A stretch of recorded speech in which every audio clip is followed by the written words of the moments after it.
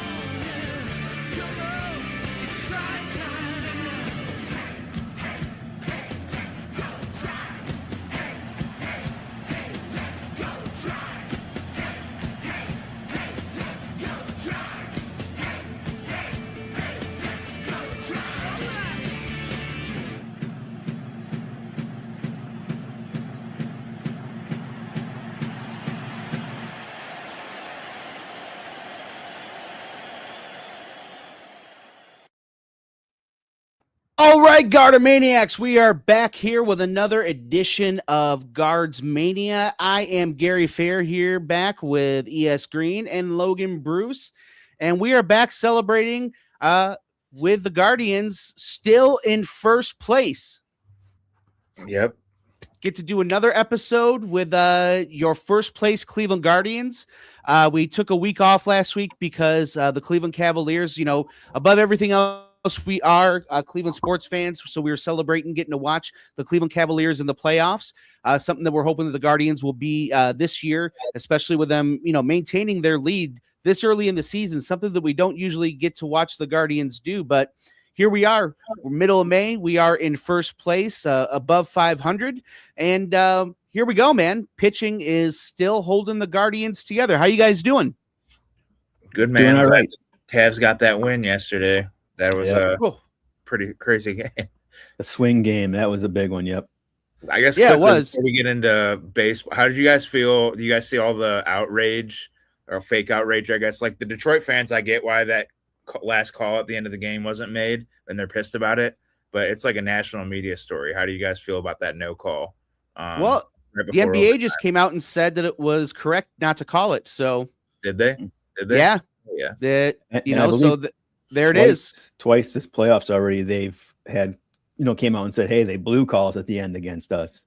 So I don't know, it's about time. I'm pretty sure twice it happened already. Right. Yeah, I would have hated to see. I mean, if it was the other way around, I'd be furious. But I get why they didn't call it. So yeah, we got Game 6 tomorrow in Cleveland. And who do the Guards, are they in Cincinnati or Cincinnati's here? They're home. Yep. They're home in Cincinnati, and then we head to Detroit. The Kentucky Reds. There we go. Yeah, playing the Kentucky Reds. They are managed by a familiar face, Tito Francona. He's a guy that we loved while he was here. He really was a part of turning the franchise around. We had some lean years before before he was here, and it's been awesome to see them continue on. We're on year 3 after Tito, and we're continuing to win. So it's been awesome, having that happen without him. And it's usually pretty interesting when we play the Reds after with him there. Yeah, it's like we didn't miss a beat. It's super, and it's not even like we changed. Like it feels like we are the exact same team and we win the exact same way as we did when he was here. It's very weird. For sure. It's just odd and in a good way, but it's like I don't know. Yeah, you could remove the manager from the picture, and it's the exact same. Like we're playing guards ball no matter what. For sure. Pretty seamless transition from Francona to Voigt. Yeah. Vote. Vote. Yeah. And, it was interesting, too, because when we lost Mickey Callaway and we were going back to Carl Willis some years back, I was honestly a little nervous about that because I thought Mickey Callaway was the reason for the pitching and all of that stuff. And then, you go and you figure it out that, Carl Willis was the guy in the minor leagues that was bringing these guys up. And then you start to think about it. And Willis was the guy for Cliff Lee and CC Sabathia. And he's really the unheralded hero for all of this. Really wasn't Mickey Callaway. It's been Carl Willis. Carl Willis has been the guy for this organization. He's the guy that you can't let go. Yeah. And I'm sure that he's put, the pieces in place to have people continue, for after he's no longer on the team. And it's just, he set a good culture too. And there's a lot of faces we don't see, I think, that lead to the success of this team, this minor league system that we have. And I'm not saying it's the best one, but it does. I think we have good guys that develop players. Hitting could be a little bit tricky sometimes, but pitching, we've developed pitching over the last 10, 15 years, 20 years. For sure. I mean, that's been our calling card. Especially with the lack of money that we spend, it really has been a situation where the pitching has year after year after year after year has been a thing that's carried us. And, even going into every year we go into it and it's like the pitching is what carries us. And you get nervous about it because especially if, you're somebody who's Eric and my age, for the first, 20, 25 years of our life, you could not get a pitcher into Cleveland. The whole reason why the 90s fell apart was because of pitching. You could not get a pitcher in here. Charles Nagy was the ace of this staff, and Charles Nagy was basically Josh Tomlin. Right. He was, that's crazy. Cause I was young. So it was like, you just kind of idolize every ball player that's on the team. Like I thought Charles Nagy was nasty. Was he not? No. Oh, I love Nagy. Yeah. You loved him, but he was the only he was an average pitcher. Yeah. He was league average, and he was the only league average guy. Everybody else was below league average that we had on here. Maybe that's why we were awesome, because he was just the best that we had. Seriously, we would compare him to he's the Indians' Brad Radke, but Brad Radke was a number one starter. Brad Radke won 21 games for the Twins. Right. Charles Nagy had an ERA under 4 twice. And those teams were winning with the bats. They were putting up runs, slugging people to death. So we really didn't need the pitching at that time. Oh, we needed them. True. We needed it. We never won. We needed the closer. Right. So, now it's the converse of that. We really don't have the hitting. And it's anytime we have a league average hitter, we feel like, man, we got this guy. And, it's been the opposite of that, but it's whatever this, the system that they have together here, it's just been incredible. Year after year, it's the pitching has just been there. And I guess we'll just kind of jump right into it. I just want to show you guys, if we look at the pitching rankings here in Major League Baseball, I mean, the Guardians are number 1. Those are the strikeouts, man. I mean, they are striking people out at a rate nowhere close to anybody else in baseball. They have a lowest averages against. Yeah, lowest averages. The ERA is. I'm trying to look it up here. I have bad eyesight here. I'm an old man, but if we're looking at the ERA, it's a 3.81 ERA. But Tampa has a lower ERA, and Texas. They also have the most saves. Tampa, 19, and then they're just down at the bottom. So the Guardians are what, 4th or 5th in the league in ERA. Mm-hmm. They are striking. There's no one's even close in strikeouts. WHIP. They're right there at the top of the league in WHIP. They're just the Guardians are. They're right there at the top of the league again in pitching. Yeah. And I would think, they're other than Parker, Messick, and Gavin Williams. I think we were expecting more from Ciccone this year, but Bybee's Bibby's he's still been there. He hasn't got the run support they needed. I was telling Gary this before. He is the lowest in the league. He has pitched with the least amount of innings with the team ahead. 2.2 of his 45 innings have came while the Guardians were leading. That's the lowest in the league by a little bit.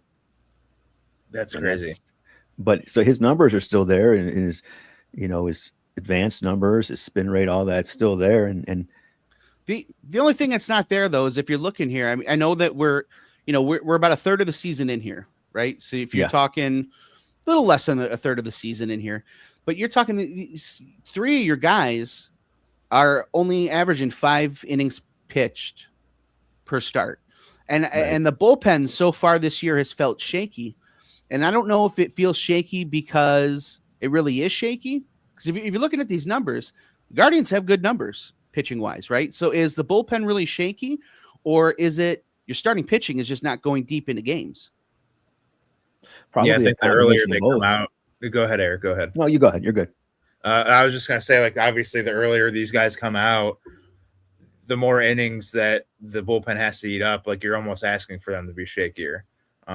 Like, so if they're coming in average in the 5th or the 6th inning, and they got or 6, 7, 8, 9, for lack of a better way of saying it, you're almost asking for trouble.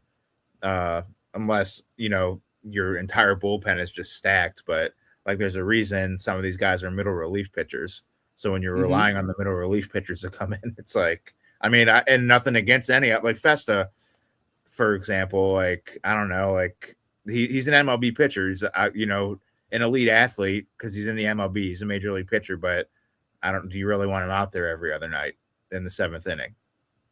When he's giving up a run every other night. That's what I think. 11 earned runs in his 20 innings. It seems like, I've made the joke. Give up a run. He feels like he has to give up a run every time he pitches, but the stats say that's almost true. And if they get him through one inning, they'll send him back out there for the next one, and he'll give up a home run. Like, wait, he didn't give up his run yet. Get his ass back out there. Yeah. So they're asking. We've asked a lot of our bullpen here so far. So as good as I think the pitching has been, we do need a little bit more length out of the starting pitching here. And so that has been kind of scary, as far as, what we're seeing out of this team. And, they are in first place, but not by a lot. And, they are only 2 games over 500. They're on pace to win 86 games. So they are in first place. But they're not, they're not on fire right now. Right. And I think we should feel good about this situation we're in now, because this team could heat up at any time, I think. And that's what they need. They haven't done in years, but they need to offensively. It's better than last year, man. We were sitting here wherever, 3rd place. And then we had to go on a historic run just to sneak in. Just having DeLauder and Bazana here already. Bazana for 2 weeks? Not even. It's been such an addition for this team. His energy, his style, everything about him. It's just I think we have him on our list to get to also. But I couldn't be happier with what he's done so far. Like, I mean, he's made a couple errors that feels like everybody's making errors. I don't know. Like, you guys see the Yankees call up Volpe again in the first, like, it was a 2nd or 3rd ball hit to him. He dropped again. The Yankees shortstop, like, I feel bad for that dude, but it feels as though, like, dude, even Ramirez is making errors where I don't remember him making errors. Yeah, he's not as sure-handed as I remember him ever being. Yeah, I'd be interested to look, maybe before next week we can look up like the amount of errors across the league, like if it's above the league, like if it's above higher than normal. Sorry. It feels like it, but maybe that's because I watched the Guardians, or I watched Juan Burrito for 3 weeks. And I feel like everybody makes errors. Yeah. No, for sure. And it's just the defense just has not been as good as you would want it to be. But that is what it is. At least it's something that we're seeing across the league. It looks like, I don't know if it's something that, it's that, we're watching games and so we're seeing it and we, I don't know if the numbers are backing that up, but it's definitely something that, as you're watching it, the eye test is saying that, the defense just is not where you want it to be. Talking about Bazana, we'll take a look at what he's doing right now. I mean, he's through 45 at bats. I mean, for a guy hitting 222 to have a 718 OPS, that means a couple of things. It means he's getting on base, right? And when he's getting on base, he's stealing bases. I mean, 7 steals this early on is crazy. Yeah. What's he played 14 games, maybe 10, 14, like somewhere around there. That's a lot of stolen bases. Yeah. I mean, he's doing what you want him to do. And, you need a kickstart on this offense. And at this point, it is early in the season, but you're getting to a point where you're about maybe, I don't know. I don't know the exact math, but are we about a third? Getting to be about a third of the way in. It is time to start sounding the alarm bells on Steven Kwan. I'm not saying that you're going to take this guy off the field yet, but he can't. You're in first place, and you've got to maintain this. Every game, your games in May count just as much as they do in August and September, and you cannot allow. You can't lose these games. You've got to maintain. You've got to maintain. And I just don't know if you have a guy that's getting on base, even though he's young, but he's the first overall pick 2 years ago. So this is the type of pressure you sign up for when you're the first overall pick in the draft. So here we are. The pennant race is the pennant race. If you're the Guardians, is it time to put Bazana up in the order? Is it time to bat him lead off and move Kwan down? Go ahead. That's an interesting proposal. Yeah. I could see doing that. Kwan this has been a prolonged slump, kind of going back to the end of last year, and it is concerning.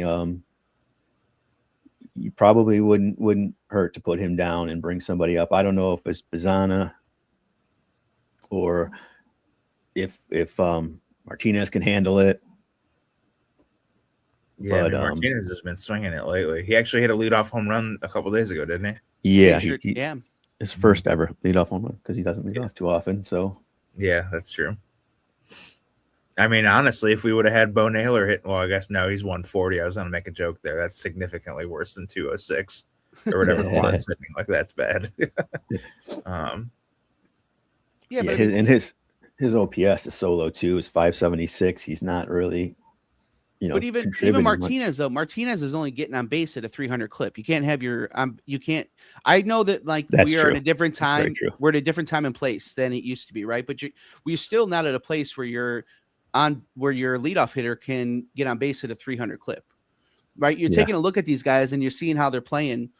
I mean, who are the guys that are getting on base? It's really what Chase Louder. I was going to say DeLauder would be like my sneaky pick to put up there. Just almost not. He's not Aaron Judge by any means, not yet. He will be in a couple of years, but like just your guy, like right in the face of the pitcher starting the game. Like we're not, coming at you with Kwan or Martinez, like trying to get a single. Like here's one of our two best hitters. Good luck. Yeah, and just put pressure on the pitcher right immediately to start the game. And also, too, it's like at what point I'm wondering for the Guardians this year, Steven Kwan, he's had some good years for the Guardians, right? But I don't think the years are as good as we remember them to be. He's had some good months with the Guardians, right? But he's never had a good year with the Guardians. He's had some really hot months. He's had a half where he's hit almost 400. And then he gets hurt and he ends up hitting 270 for that year. Right.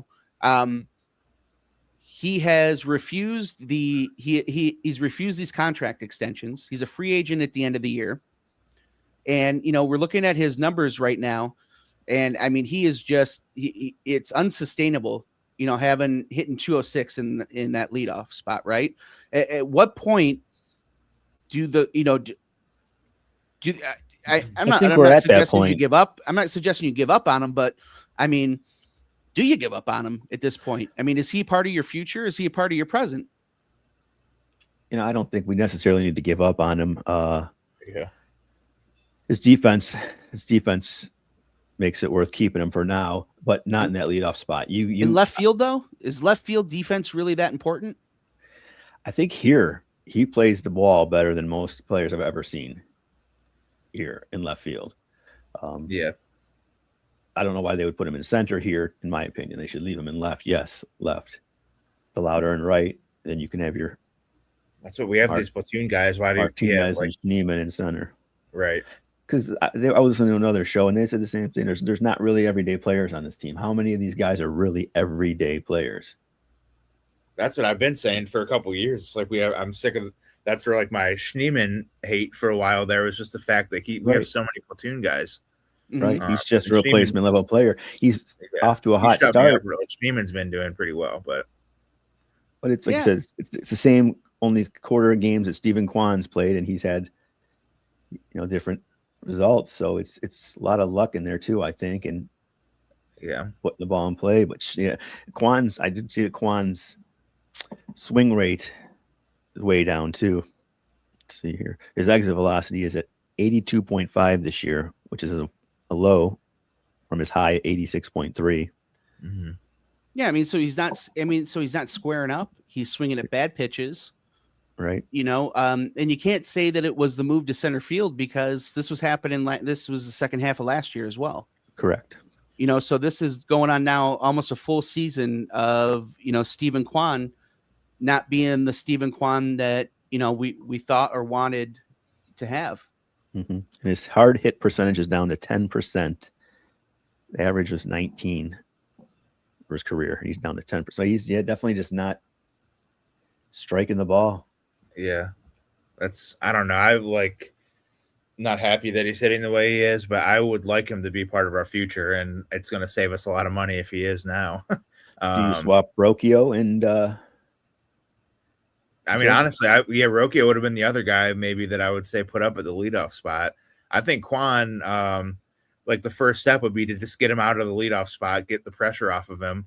I don't know if you guys saw Cal Raleigh was on a historically bad streak, 0 for 38 or whatever the heck it was.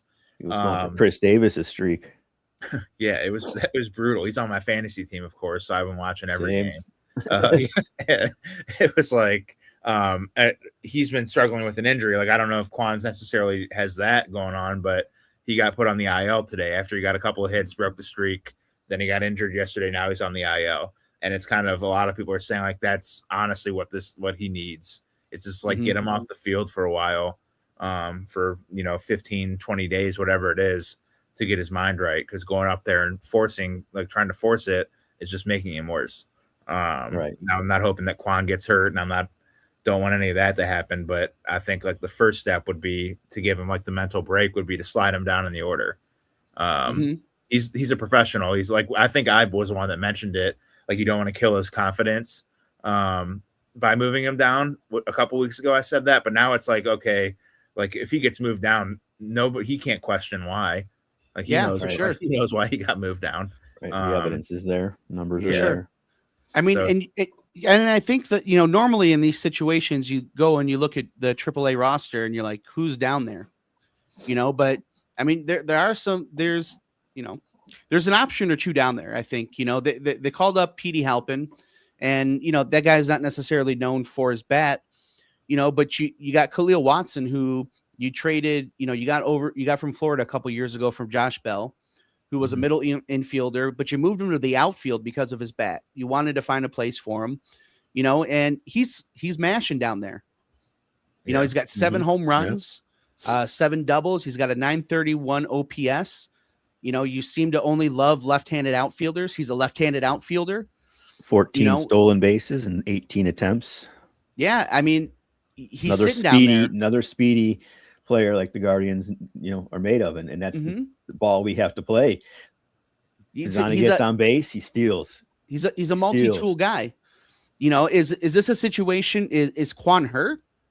Something's weird. Something's weird with Kwan, and it's.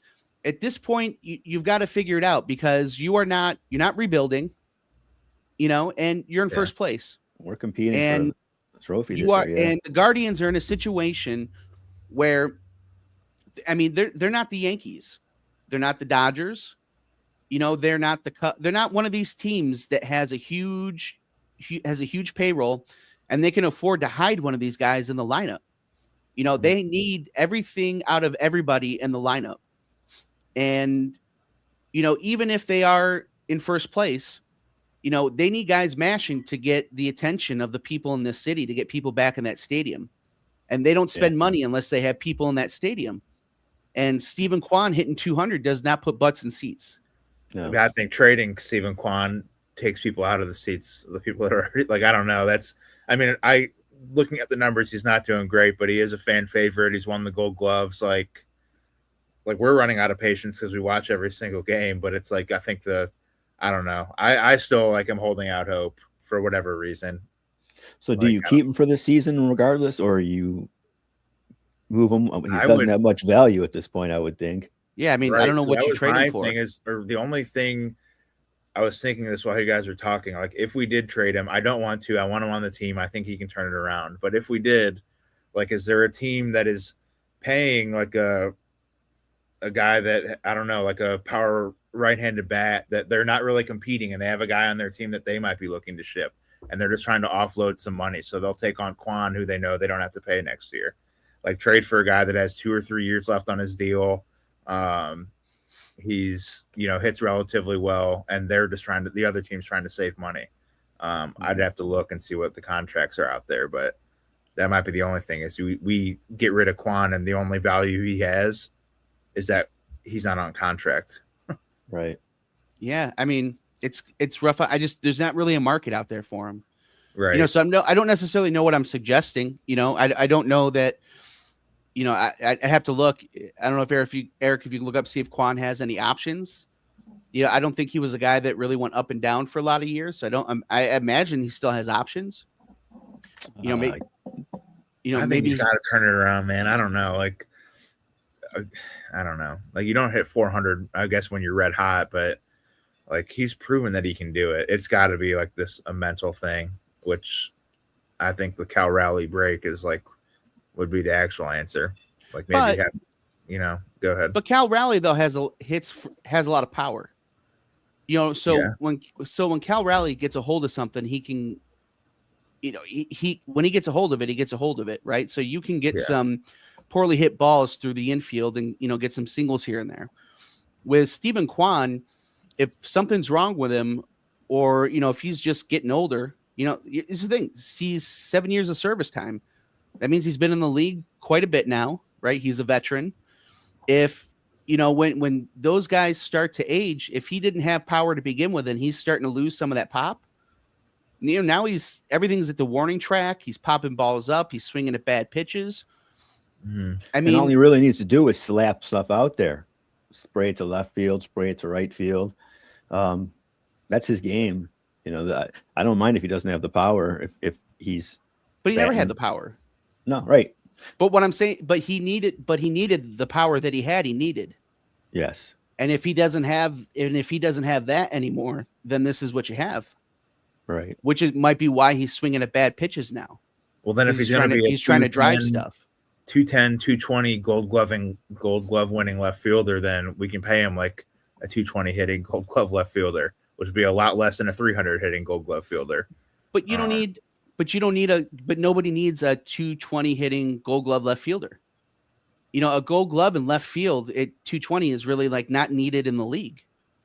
Right. It's just not, you would rather have a mediocre fielding left fielder that hits 240 with 20 home runs than a gold glove hitting left fielder that hits 210 and no home runs. Yeah. Or 5 home runs. Yeah, I just don't think he's gonna I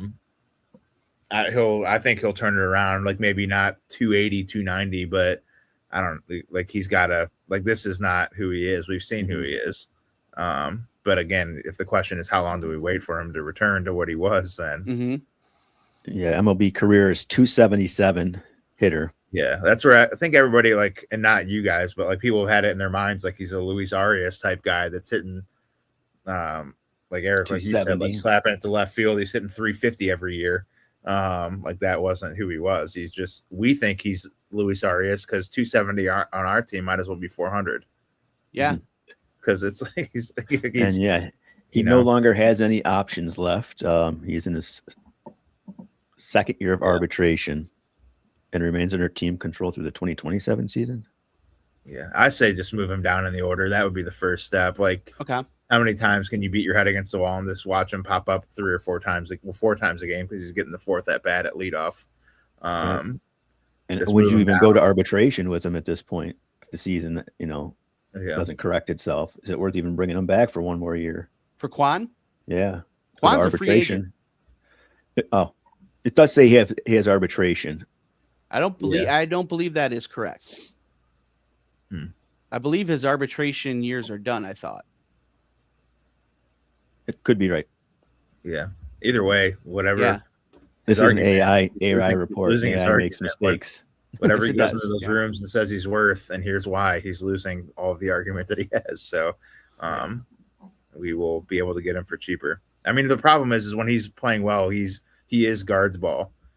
Like he can bunt, he can, again, hit 260, 270, and he can save runs on defense like that. Because our owner doesn't spend anything on players, that's what we need. But when he's not hitting the 250, 260, whatever it is, then that's different. And this team everything that doesn't hit like that really affects this team. You can't. Everybody's got to be contributing, and in this team, when you're not, it sticks out. So you were right. I was wrong. He is under club control through the 27 season. Right. Okay. So he has 1 year of arbitration left. All right. So like I said, I don't positive vibes out there for Quan. Let's send him out. Like the main goal would be let's just start hitting the baseball. Right. First quarter of the season's done. Still hasn't really warmed up yet, especially here. So hopefully his bat warms up with the weather, and we're talking about. We're going to be next week in baseball sitting here saying how well he played against the Kentucky Reds. We're going to say he saw Tito. Yeah, he saw Tito. Tito gave him a couple words of advice, and we swapped the Kentucky Reds, and Quan had 2 hits every game. Now, there was another guy that was having problems with the bat we've been talking about, and he is now in Arizona. They're trying to work on his swing, and replacing him is 2-time Gold Glover, switch hitting catcher Patrick Bailey. And going over to the Giants for him was left-handed relief pitcher Tugboat Wilkinson, and our first-round pick, the number 29 pick in the draft this year. And Bailey's come over here, and so far is 0-4 in 2 games, which is not a surprise. He's a little lighter hitting than Naylor, but defensively, he's the best in the league. If you're watching the Guardians, you obviously. I love the defense. I love that you improved in defense, right? Mm-hmm. But you have Cooper Ingalls down there who's mashing at AAA. And he's the Guards' 3rd or 4th top prospect. Yeah. Mm-hmm. And a first-round pick for a guy that, if you still think highly of your top catching prospect, right? You gave up your first-round draft pick for your backup catcher next year? Or, I mean, we're going to be platooning like that. Those guys will be 50%, probably 50-50 Bailey and Engel. The way that the Guardians manage their young guys outside of Bazana now, who's an everyday guy. But it's like we bring these guys up, and I think that's where some of the development fails. It's like we'll bring Engel up, and he'll split time with Patrick Bailey. He won't be the everyday catcher. He'll split time with him. So your first-round draft picks now only develop into platoon players? I mean, I think they just didn't see there's value in that first-round pick, but they see what Hedgie does, and you guys have heard the interviews, how much these dudes just love what Hedges brings to the team, and he's probably going to be an assistant coach in a year or 2 here. But I think this move was made to kind of bring in a second Hedges, because Bo wasn't doing anything that had I'm sure the clubhouse loves the guy. I'm not going to pretend I know if they like Bo or not in there. Mm-hmm. but I think like seeing the way that Hedges helps the pitchers and the way a good defensive catcher helps the pitcher, like we're talking about our best hitter, our second best hitter right now is hitting 206. So it's like, all right, we're a pitching team. The only way we're going to win games is through defense and pitching. And Bo wasn't really doing it defensively. So no, for sure. It's not an NFL first round pick. I get it. You'd like to have it, but it's not like the Browns trading 3 first rounders for Watson. Like the NFL first rounders have a lot more value. Right. There's no surefire player sitting there at 29 where you're like, okay, this guy we can't miss. For sure. Yeah. But Aaron Judge was the 28th pick. He was the pick that the Yankees got when we signed Nick Swisher from the Yankees. Right. So it's not like he's still it's still the first round. Imagine how bad Aaron Judge would be if we would have drafted him. He'd hit for sure 220 and 26 home runs every year. Yeah. But that'd be great for us. Yeah, he'd be our best player. So that just to me, that is a lot to give up for a guy that you're going to plan on platooning. I don't know. Well, like I said, I think Patrick Bailey's here to be the starter. Yeah. Yeah. Which then, if we're talking Engel, then what does that say?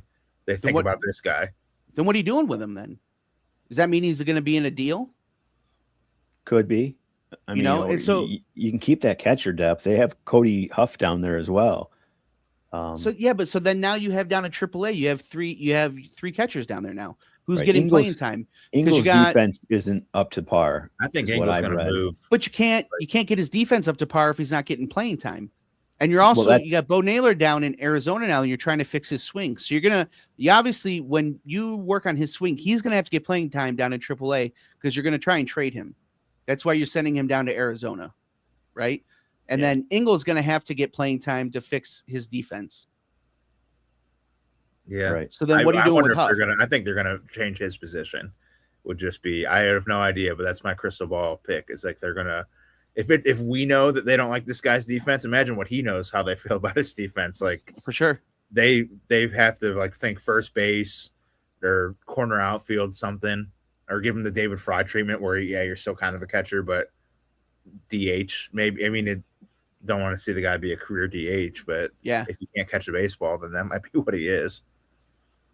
Yeah, it's definitely going to be interesting. I just don't want to see this be a situation where I feel like the Cleveland baseball franchise has had a history with once in a while we'll have these guys that have these bats and they can't find a defensive position for them, and then somebody else in the league does.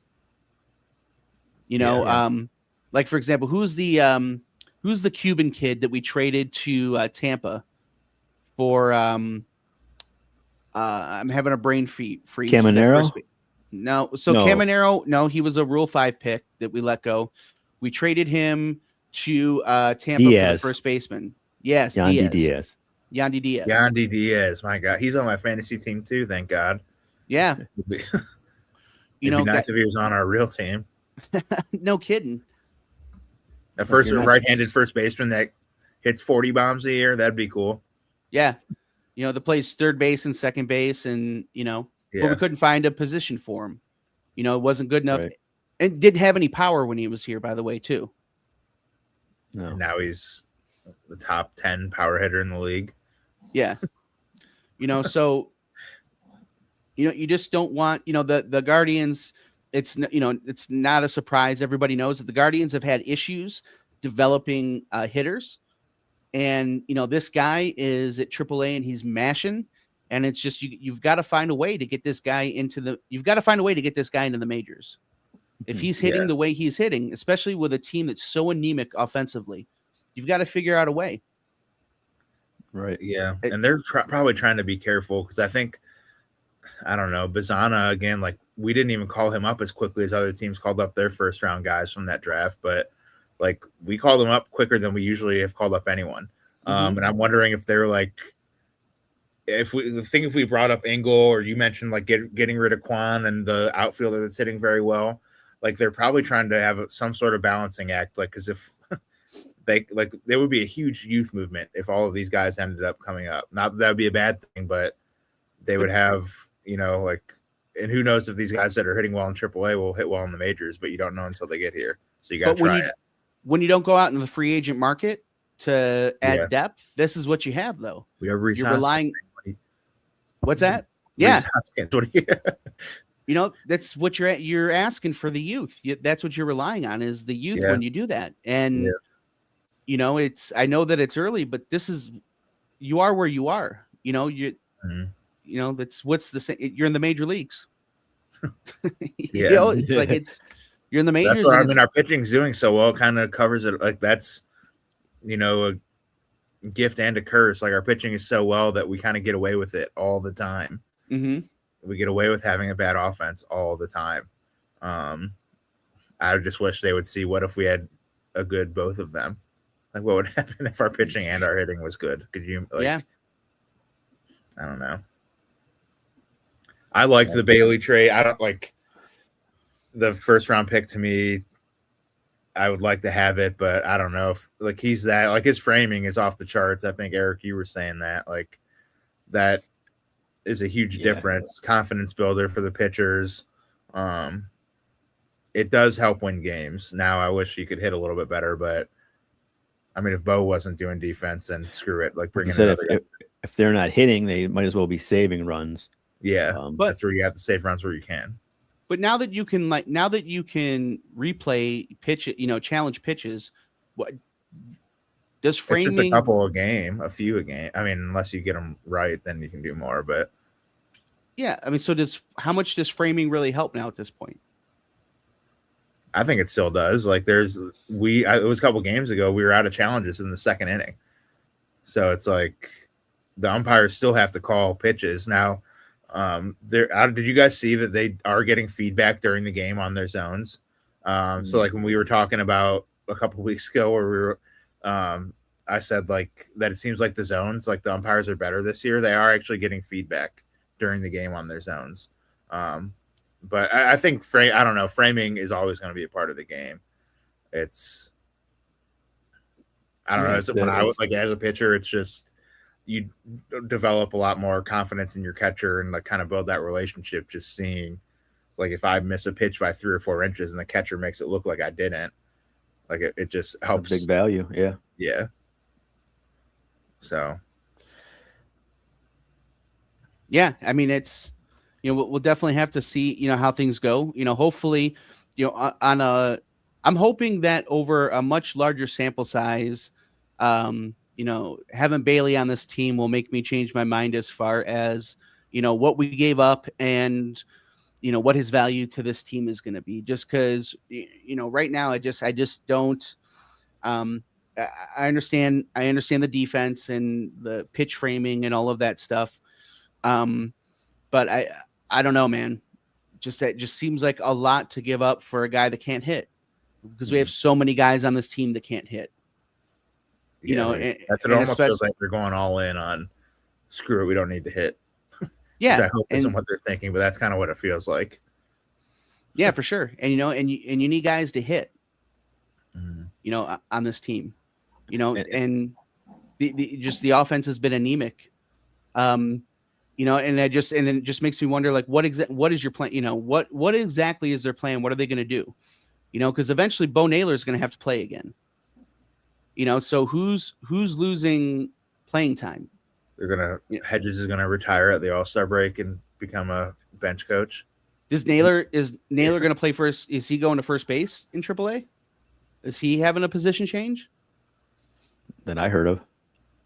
Well, yeah, I don't know. I mean, that it is a thing. Like with again, like it's kind of changed. Like Cal Raleigh would be an example of it, but like being a catcher, like the wear and tear, like those guys, you guys have seen it. Even in the '90s, there was like some of the guys could hit and they could match for sure. But it's like if you like that would be the next step is like maybe change his position to first base because the wear and tear you get just crouching all game long. Like a lot of hitting is in your legs.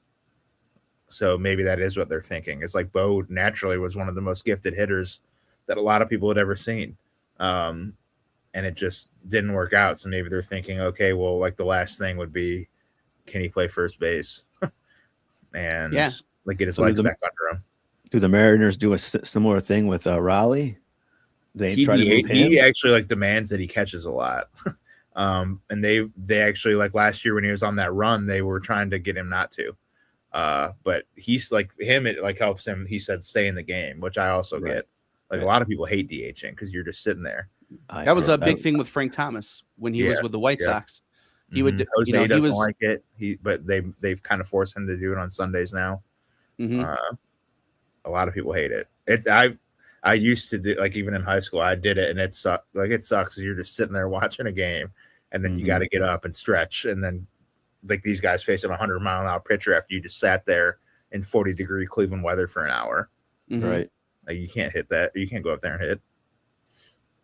Yeah, for sure. Yeah. I don't know. It was just kind of a move out of the blue. And I just don't. Yeah. I just don't know what you do there, with it. Yeah. If they were going to make a move for a position player, I was just hoping it was going to be for a bat. A bat, not a field, an actual bat. I think they thought 2 Hedgies are better than 1, is what somebody in that front office said. And I mean, Hedgie's hitting. I don't know if I agree with that, but I don't know. Like, Hedgie's actually for Hedgie, he's mashing this year. Yeah.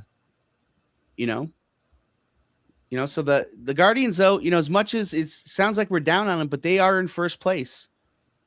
Yes. That's what I feel bad. Like, we were just complaining, but it's almost like you're waiting for the other shoe to drop when you see all the hitting numbers. Yeah. I think we have high expectations. I mean, we know who they are, but we always expect them to do better. Yeah. Well, it's like we've seen this before. Like, we're in first place. Our pitching's out of this world. Our hitting's not doing too much, but hey, we're in first place. And then you run into the Yankees and they score 7 runs a game.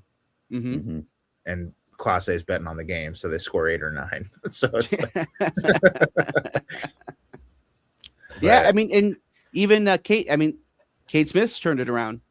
He started the season real shaky. And I mean, if you turn around and look, he's leading the league in saves. He's got that ERA down to the low 3s. He's not really, that the bullpen has pulled it together here in May. Now I'm checking my fantasy team. I realized I might have forgot to put starters in. Yep. Damn it, man. A couple of shifts in the bullpen there, yeah, but they've seemed to have corrected the ship. Yeah. They definitely had some definitely had musical chairs there in the bullpen, but seems like they do it every year. Yeah, you have to kind of I think it's with relief pitchers, you have such a small sample size that it's almost like a whole season could be ruined in a week. You give up 14 runs, whatever, in your first so many appearances, it's going to be hard to get that down. Doesn't mean you're not a good pitcher, just means you got hit early. And so it does take time, but they have a lot of young arms, I think, that they can throw up here if they need. Alleyman's up here now, and you got Espino still. It's going to be exciting when they. Yeah, say that. Go ahead, Logan. I'm really pulling for him, man. Yeah, he deserves to get up here soon. Yeah, I feel like he's been on my MLB The Show roster for about 10 years. Yeah, I've been. He probably has. Yeah. Yeah. So eventually they'll pull that trigger, and that's going to be fun. He's got an electric arm, and he's been throwing well down in AAA. But once again, man, we need hitters like that. There's not really the hitter that's electric down in AAA. They don't like his defense, and so they traded for a guy when it seemed like it could be his turn coming up here. They traded for a guy that has no bat to take that spot. He's got to move positions. This is the more I've heard it. Even we've said it like a few times now about his defense. Like, he's got to move positions. It's like, dude, if you're in AAA and there's still a bunch of question marks, like, you can still improve, yes. But the way that, like, how reliant we are on our pitching, it's like that, again, is a huge, like teamwork and relationship between the pitcher and catcher. And it's like, if you're shaky at all back there and like Parker Messick, like, you think, like, they'd rather have Hedgie out there, even Bailey now at this point. Like, you want, like, the pitchers want the guy that they trust back there. And it's like, you don't want the rookie coming up that everybody knows has defensive issues.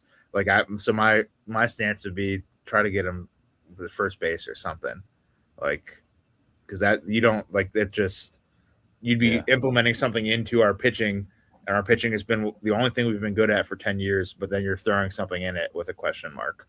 For sure, but then now you have a bottleneck there, because now what do you do with Hoskins and Manzardo? Yeah, well, I feel like Ingle's not going to come up this year as much as he probably should. I feel like he's not going to. Who's that? Ingle. Yeah, I mean, he's 23 years old though. I mean, in modern baseball, this is the time that you bring him up. Yeah, the Guardians are playing 1960s baseball though. That's in a lot of ways they are. Huff's 25, so he's both 5'8", 5'9". They're both smaller dudes. I'm sorry, what was that? They're both smaller guys, 5'8" and 5'9". And what were you saying, Logan? No, I was saying that he's 25. It sounds like he's ready to coach. Yeah, especially for the Guardians. He's ready to retire. Yeah. Yeah, he looks like Hedges. Does he? When you see him, yeah. Hedgie Jr. Could be the same person. Maybe that's why they don't call him up. True. So wait, if our best our best AAA hitters are catchers, that sucks. Yeah, him and then the Khalil Watson kid. Yeah, Watson's doing well. Pizzana, I guess, was there before they called him up, but and he's not really hitting here, but he's walking a lot. Yeah, which I mean, 220 first couple weeks in the bigs, like that's fine. For Pizzana, yeah, he's like there's his energy, dude. It's crazy. He tries so hard, and that's like he'll fit right in. I feel like. And I think that Jose Ramirez is like the perfect role model for this guy. Yeah. Teach him how to play, teach him how to be a leader, whether, if he wants to or not, that's, up to the player usually who becomes the leader. But, the framework's in place, the blueprint's there. He's got, I just excited to see him play every time. It's definitely added excitement to the game. Yeah. I never thought of that's a great point, actually, with Jose. Kind of like Pizzana's not undersized for his position or anything, but it's like, you make up for what you can't do by trying a lot harder at what you can do. Right. Yeah. Did you see when he challenged that pitch the other day? And his challenge was wrong and it was actually a strike. He apologized to the umpire for challenging it. I thought that was cool. Like, that's smart. Now the umpire will hate you for challenging it. Yeah. Yeah, for sure. I mean, that's, a good way to not show the umpire up. Yeah. Which used to be a big thing in baseball. Yeah. You got to make sure that you don't show the umpire up.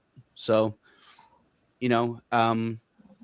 seems like he's got a good attitude, does things the right way ish. And you're just hoping that the offense here for the Guardians kind of turns it around. Because they're going to need it, because the pitching is going to go through a slump. We saw what it looked like at the beginning of the year when the pitching was slumping and the offense was a little hot, and now the offense has been slumping for about a month now, which means that the offense was only hot for 2 weeks this year so far. Right. That one road trip. Yeah. Where we go out to Oakland or Sacramento, wherever they are. Yeah. Sacramento A's. But we did have a few high run games here recently. They're followed up by 1 and 2 run games, but we had like a couple where we had 5, 6, 7 runs. Yeah, well, they've been shut out 4 times already this season. Well, the Guardians like to make sure that, if they score 9 runs in a game, they make sure that the next couple of games brings their runs per game average back down to 2. Yeah, right. We don't like lucky to get 9 hits the next 3 games after scoring 9 runs. Yeah, it goes cold and it's dead.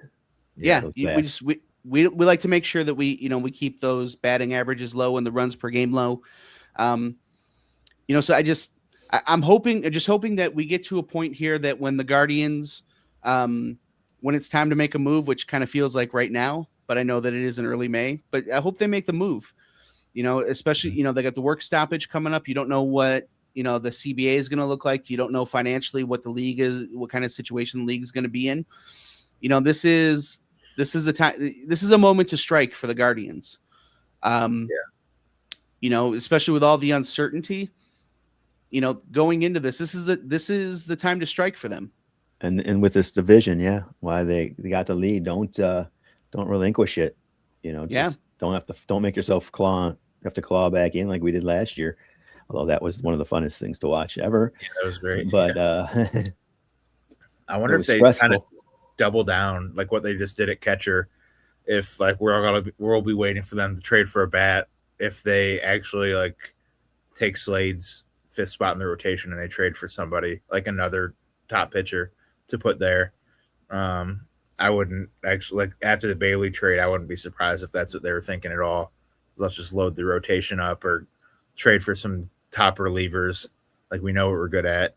Let's just double down on it, which would be not very exciting. But I don't know if there's anybody else out there in like CC Sabathia's situation, or Scuba would have been this year before we got hurt.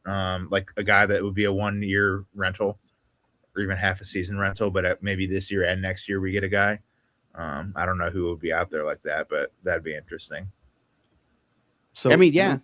I think it's probably too early to see who's on, who would be available, via trade. Yeah, we'd have to see, I guess, who's like kind of giving up around the break. Yeah. So what would we do with Saccone? You put him back down and let him go around the minors for a little bit? I mean, I think you need to see what he looks like in the bullpen. I think a long relief role would be I mean, it's a totally different mindset. I don't know if you could release him, like what financially that would look like, but like even as a 5th option, like, your 5th starter is going to give up runs, but it's like, my God, man, like I think he's kind of started to even it out a little bit, but I don't know. I don't see if his numbers here in front of me right now, but I mean, he's got nasty stuff. That's the problem. Like, he just can't control it. Yeah.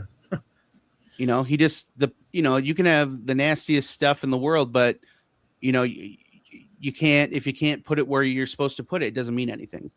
Yeah. And that's just kind of where they're at.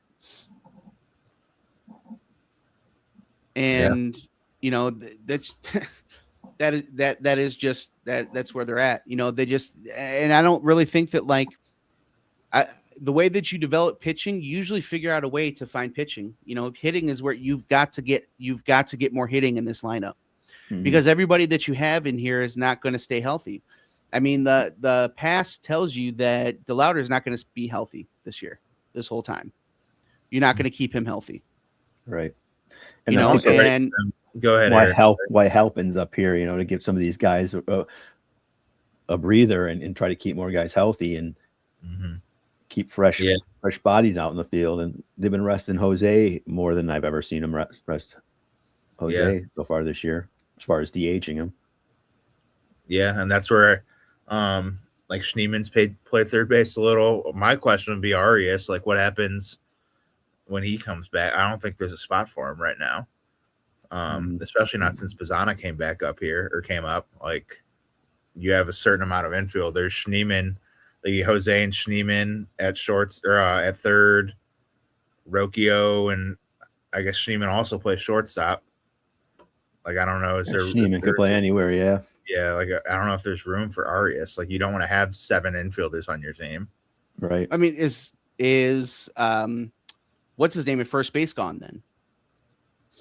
Hoskins. I mean, is that the spot that he takes? Because Hoskins really is just a first base. I mean, they could just cut him probably, right? Yeah, designate him for assignment.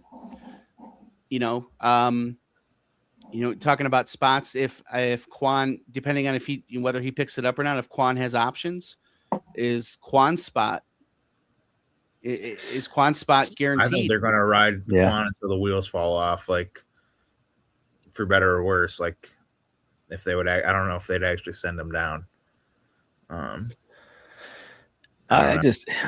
He's still walking more than he strikes out, and even though his on base percentage is only 311, still, to me, that's a sign that he's not lost his control of the strike zone and vision.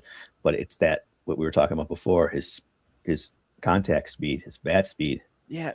But he's down. Just because he's not striking out doesn't mean that he hasn't lost control of the zone. Part of the problem is the outs that he's making is he's swinging at bad pitches, and he's a good contact hitter.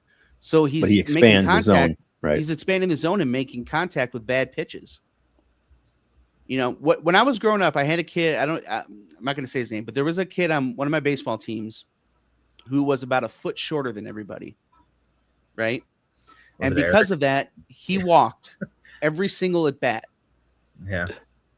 Right. Mm-hmm. He walked more than he struck out. But was he a good player? Probably. Was he a good player? Yeah. Was he winning Gold Gloves out there though? Yeah. It's true.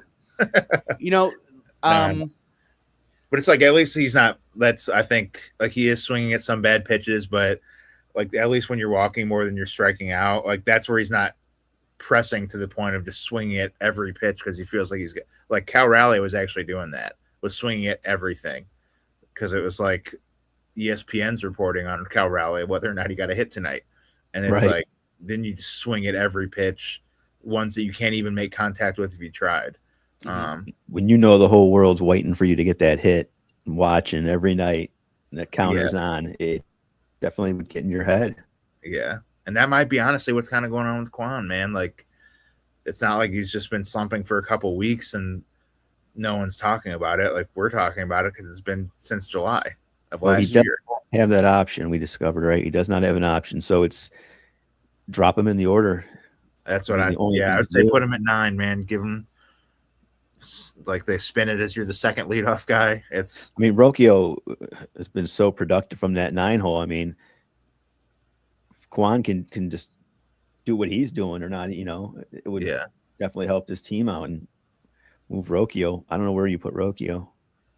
Put him in the top 4, not 4, but 1, 2, or 3. No, I mean, he's not a 3 hitter, but put him at 7. Or he's not a 2 hitter. You got to bury the catcher at 8 because none of them can hit. Yeah, like I would say Rocchio 7. Yeah, but that's only if you're keeping Quan at 1. Well, that's if you put Quan to. I would say put Quan at 9, move Rocchio up to like 7, and then I was saying DeLauder at 1, but then you could still put Martinez at 1, somebody else. I would not put Rocchio as leadoff, but see, I don't think Martinez gets on base enough to be a leadoff hitter. No, I think Martinez is better at your 9. Yeah, and Rocchio. Are you saying Rocchio at leadoff? I'm not even sure. I'm almost saying Bazana at leadoff. So I think I would go Bazana at leadoff. Then I'd go Rocchio. I'd go Bazana at leadoff. Then Ramirez at 2. Mm-hmm. Then I'd go DeLauder at 3. Yeah. Then I'd probably I get Fry in there at 4. Martinez, or I guess Manzardo, Martinez. Manzardo at 5. Maybe Rocchio at 6. So where am I at here? So I have 7. Martinez somewhere there, unless you put him 9. I think Martinez is at 9. Your catcher's at 8. So what position am I missing here? That would be Quan. Quan, yeah. Quan at 7, I guess. Yeah. I mean, it's definitely not a bad look. I mean, you got your leadoff guy with a 407 on base percentage. Yeah. And Martinez is 300. It's definitely not going to do it. Yeah. Yeah. And then that way you're not, that way then Quan's buried, and that way you're not expecting him to be a leadoff at 9. Just go out there, contribute whatever you can. And that's if they were aggressive enough to send Bo to Arizona, then they've got to be thinking in the back of their minds, like something has to, like Quan's going to have to move in the order if you're willing to, again, send Bo down to the minors. like you said, this Arias coming back. Yeah. They're going to have to make a decision. And I don't think he's played well enough to really take over any of these infield roles. No, that's where he's kind of another platoon guy. Like he was playing almost every day, but we have like these platoon guys that are everyday players, and that's with that gun. I wonder how he would be in the outfield, though. Not that we need him in the outfield, but it'd just be interesting. That's a good call. Yeah, he is a cannon. Imagine his golden hair running around there chasing a fly ball. Yeah. He's the one I was betting on this year, Arias, making that jump. To me, he's got the most talent, but the highest ceiling. Yeah. He had right before he got hurt, man. Right before he got hurt. I was at the game he got hurt. I think I mentioned that. It was 30 degrees outside. Like if you're going to pull a hamstring, that's when you do it. Mm-hmm. So that was 100% just Cleveland weather just screwed this guy. But he had a couple of good games right before he got hurt. Well, hopefully he was turning it around. We'll see if he comes back, if they give him an opportunity or not. Right. I'll be interested in hopefully the Juan Brito experiment is over, right? Yeah, it looks like it is. Yeah. For now, I bet he's going to be back on my take is he'll be back up here before we see Cooper Ingle. He'll just. I hope that's not true, man. I know, maybe not even because it's like maybe out of necessity. Like we just need an infield spot filled, rather than a catcher. Well, looking ahead here, we have this weekend. We have the Kentucky Reds coming into town, and then we go on the road. Next week, we will have 4 games in Detroit, and then we will be in Philadelphia before we come back home. We'll have 3 against the Nationals, and then we finish the month with 3 at home against the Red Sox. So we'll definitely see, how the Guards are able to finish this up here. The Red Sox definitely, not where the Red Sox usually are. Same thing with the Tigers here, especially with Skubal going down. So the Guardians have a chance here to finish this month out, on a pretty good note. So the Guardians have a chance to, finish this month out still in first place. Things keep coming up. Things keep coming up good for them. So we'll see definitely, how they go. If you have a chance to go out, man, go buy some tickets, go see the game this weekend. They're doing the 2016 team celebration this weekend, which I think is pretty cool. Nice. They're doing it while Francona's in town. And then Saturday night is the Rajai Davis Game 7 bobblehead, and then Kids Fun Day on Sunday. So, they're really pulling out all the stops this weekend, trying to get folks in there. It's supposed to be weather-wise an incredible weekend. And I love that they're celebrating the 2016 team. It'd just be cool if one day we could celebrate a team that didn't, lose in the World Series. Team that actually won it all. Yeah, that's what I was saying a couple weeks ago, man. Like the Rajai Davis thing was awesome when it happened, but I can't think of it without thinking, well, it didn't matter because we lost anyway. Right. Yeah, for sure. Yeah. Yeah, I feel like I think, like I mentioned, that we talked about this, right? Yeah. That to me, that was the hardest one because, we're not the hardest one because we came back and we had that moment where we tied it. Where in the other ones we were ahead and we blew it. Yeah. And the Braves, not really, but the Marlins, we should have had that series. Right. We were ahead in this one. We were up 3-1. That's what, dude. It was too many 3-1 jokes because of the Cavs. Yeah. And I'm glad the Cavs won that, but I've always been open about this. I would take a Guardians or a Browns championship. And I want the Cavs to win it all this year, but it would just mean a little. I love baseball and I love the Browns. Like, I don't know. I would take a World Series over that Cavs championship. Well, listen, we're getting here to the end, and I love LeBron James, right? Yeah. And I love that he's from the area and all of that stuff. But I feel like if the Browns had won one or the Indians Guardians had won one, there would be guys on that team that would always belong to Cleveland. Mm-hmm. Right. There's nobody on that Cavs team that belonged to Cleveland. They're LeBron. It was LeBron's championship. It was LeBron's championship. Yeah. Like Ty Lue has no ties to Cleveland. He's not Cleveland's coach. Yeah. You know what I mean? As soon as things went a little awry, he was out. Everybody on that team was out. Kyrie didn't even want to play for us. Kyrie didn't want to play. Kevin Love was out. You know what I mean? Like not, J.R. Smith, the guy, we loved J.R. Smith. He was running around without a shirt on and, Obama was talking about him. When was the last time you seen him doing something with the Cavs or with Cleveland or, you know what I mean, being Cleveland Right. Here you have the Guardians. Rajay Davis was a role player on a team that lost in the World Series, and he's back here every year. Same thing with the Browns. There just seems to be a different relationship and connection. And it's probably easier when you have a roster of 25 guys or 52 guys to, have those relationships than it is with 10 or 15 guys. Yeah. But, and I'm sure it comes down to the owner. Each owner is different. They got a different personality. I mean, LeBron and Dan Gilbert couldn't seem to butt heads the first time, at least for sure. Probably the second time too. Yeah. Well, let's see. Hopefully they're saying he might come back. So LeBron, I know you watch the show, and we still are happy for the championship. That's right. We're very happy for it. We won another one. All that said, we'll take you back, bro. But think of how remarkable that would be to come back twice and win one. Twice. No one's ever done that.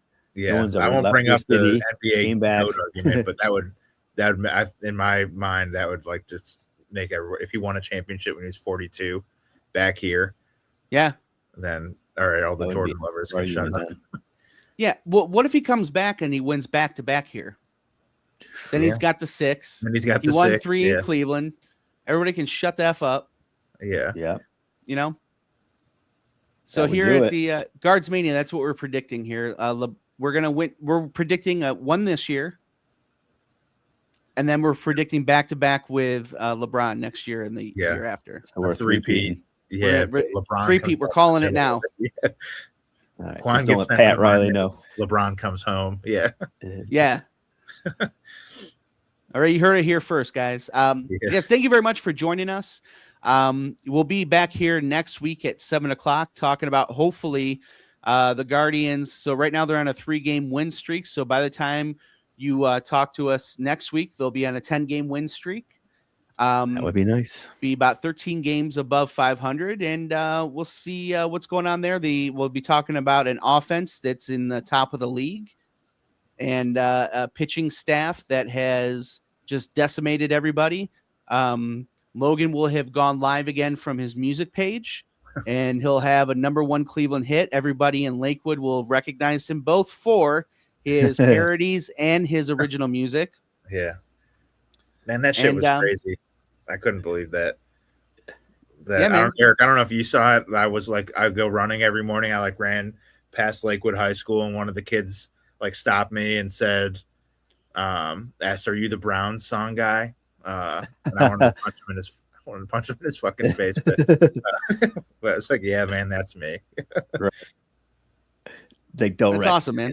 Yeah. But so it's watch Guardsmania though, kid. Whenever you guys are on your iPads for 24/7, make sure you bring up Guardsmania. That's right. Listen in the background. Yeah. All right, guys. It's been a great show. Guardians in first place, and we'll see you guys back here next week. All right. Go Guards. Go Guards. All right. Go Guards. Bye.